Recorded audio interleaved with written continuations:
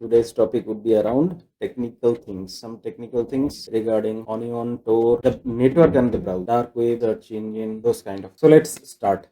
Those onion domains, Tor, the network and browser. Along with those things, we will discuss dark web and search engine. I have some idea, like it's been 14 or 15 years into software development. So what do I know about onion? Onion, like there are various top level domains like .com, .in, .org, .net. What about those domains ending with .onion? First, you need a DNS resolver, the domain name authority. What the authority? Authority means if you are like, let's take an example. Here we say it is .org. That means they're in top the American company IANA. After that, some other companies involved. Like there is some company responsible for the .org domain. Like if I type yts.to, it redirects to this domain. That means there was some illegal content like movie download or something related to that domain. So eventually that domain was forcefully removed and redirected to the .org. So .to, so there was some authority regarding .to's domains. So there must be some legal action or legal force. By force,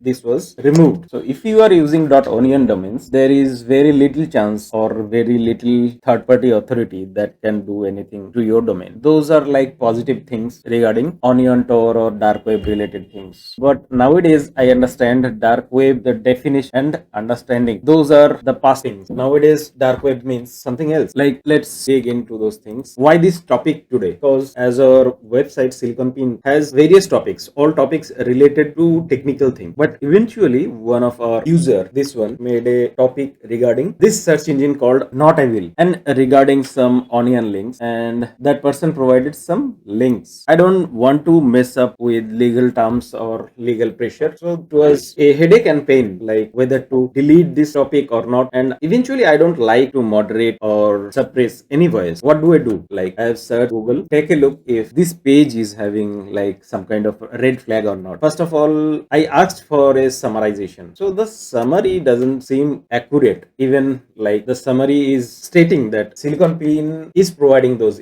information, not like Silicon Pin as a platform and some user is providing that information. No, according to Google, what it says, like you are the provider of this information. So that was scary part. Then I asked for some red flags. Just take a look and see if there are some red flags. Yes, it has found some red flags. Suspected spam or SEO bait related to dark web. And I searched like what is the dark web in terms of nowadays, because I have experience and idea of dark web that is quite old. So what dark web means in context of latest nowadays context, and it seems off topic. Like Google knows everything on internet, so it found like it is off the topic. That means all those topics are related to technical things, not related to those type of dark web things. See, what is the dark web according to me? Dark web means anything that are present on the internet. That means the web, like www. It may be in HTTP, HTTPS, it may be in HTML, it may be in .md or even .txt format. Those are easily accessible and searchable by the search engines. Those are normal web and websites. But if your content are not searchable or like it is very hard to find, that means it is on the dark side of the web. In my past company, we had various sites and various services. Those are meant not to be in so much public, but we had to access them from like other part of the world. So we had some services. Those are in the gray area or dark web. Dark web doesn't mean something bad or something illegal. It means something more, like whether you want to make those publicly available or like limited available or even securely available, or even using some kind of RBAC, that means role based access control. So all those categories can be defined as dark web. Let's see what like Reddit says. There is one topic on Reddit called best search engine in Tor. As I see, this is locked and no answer has been even on public that can be trusted by normal users like us. Let's see if this works. As I see, those onion domains do not work. To access those onion domains, I think I'll need some software to enable the onion network and some kind of onion browser. There are several onion browsers. The most used one is a rebranded one from Firefox. And what about search engine? Like if things are not searchable, that means there is no sense having a search engine. That was my idea, but nowadays it seems technology has evolved a lot, and I see there are many many websites, they lists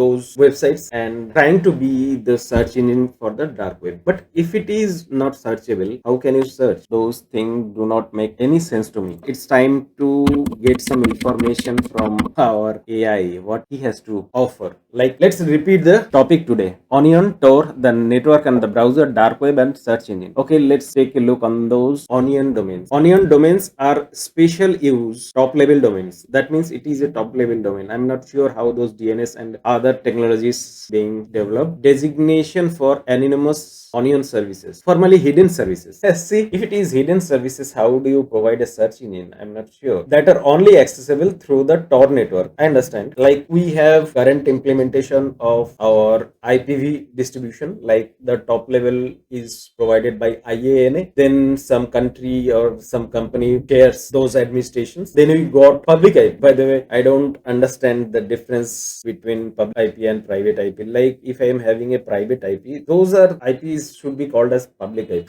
But I think the public IP, so-called public IP, those are not public IP, those are privately owned IPs available for public to use. Those naming thing, I don't get it. Okay, let's continue. Those sites are designed to provide a high level of anonymity. No, that is not correct. I think those are the updated definition. Those might not be a like those sites. Those it is not mandatory to be a site. Like, you can have a different set of protocols, different set of rules, different set of services altogether. Those are also called dark web. But now we have a clear definition. Like, those must have to be sites for both the user and the website operator. Often used to bypass censorship. That is understandable. Like, if you are a big news outlet and you want to serve some news, and those news are like having conflict with political power or pressure, you want to make those things available. Like whistleblower, yes, US has a lot of whistleblowers, provides secure private communication. Those are understandable things, but I'm not sure those are legal or illegal. That is the reason why I used to keep a safe distance from those things. What are the key features? But I think if I launch a site for Silicon Pin with an onion domain, that must not be legal. Still, I'm not sure. Accessibility, only accessible via the Tor browser or Tor enabled software. That is the basic technical requirement that has to be. Not traditional browsers like Chrome or Firefox. I'm not sure if any Chrome variant is available on the internet to browse Tor networks. Anonymity, both user and server's locations are hidden. Traffic is routed to 3 random encrypted Tor nodes. That means any data flow that must follow 3 layer of VPN like relays, so that in and out can be traced. But I understand it is a technical thing and digital thing, and all those data are out there, and if you follow the trail, it is not so hard. It will not be so hard to trace the source and destination. As I understand, all those transactions, that means the data flow, are on the open internet having public IP address, so it will not be so hard to trace those data source and destination. Address structure, modern v3 onion addresses are 56 characters long. Okay, I understand. That is the reason why nowadays those onion domains having a long string rather than this type of short string. That means this domain was set up a long time ago. Okay, understandable. Consisting of mix of letters and digits. Base 32. Base 32 is like an efficient way to represent a large number. Why they didn't use base 64? Base 32 means 26 letters and 10 numbers. It would be base 36. I got the reason. That represents a public. That means each and every onion domain is a public. There is no central registry. Then how the DNS thing works? Is it the DNS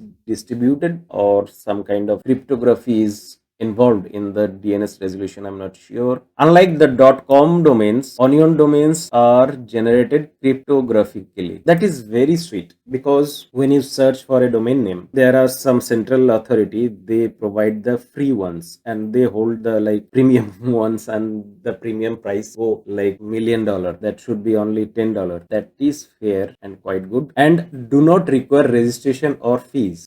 That is the sweet point for like third world countries, they even cannot afford $10 per year only for the name. Like there is nothing in that. Why you are charging $10 per year? End-to-end encryption. Okay, sounds good. All traffic is encrypted by default between the user and the server, reducing the needs for HTTPS. See, even for Silicon Pin, what we use HTTPS, and who is the provider of the SSL certificate? Now we use Let's Encrypt. Before that, we had to pay extra for the SSL only. Like someone is generating an SSL, it must cost less than fraction of a cent. That's those like certificates used to sell around like hundreds of dollars. Nowadays we get it free thanks to Mozilla and Google for this initiation. By the way, if you didn't know, like Mozilla and Google, they tried hard to make the World Wide Web to be secure. The first part would be to make all those sites as HTTPS, and HTTPS, the costing, they think like it costs like fraction of a penny, so they came up with an idea like let's create an organization that can provide SSL for free. Now take a look of some examples of those domains, especially the good ones having no legal or moral issues. DuckDuckGo, it is a popular search engine on the public web also. I think they also provide some kind of search engine services for the onion domain. See, what I understand, like I have old understanding of dark web. Now I see dark web means only the onion domains. That is the main difference I have got. So DuckDuckGo must have some kind of onion domain. Facebook, I see Facebook also trying to like push hard to get on those places also. That means as Silicon Pin worker, we also can provide a onion domain for the dark web, so-called dark web. There is no dark web if it is really available. You can say like onion domain, public onion domain. So I'm not sure ProPublica what it is, an independent news organization. Good. Those are most suitable example. Like if you are an independent news organization. Proton Mail, I heard of this company. They provide some kind of better, secure, privacy concerned company. They provide email services. By the way, I hate email. Secure Drop and BBC News. Okay, I see. BBC is also over there. And what about this link?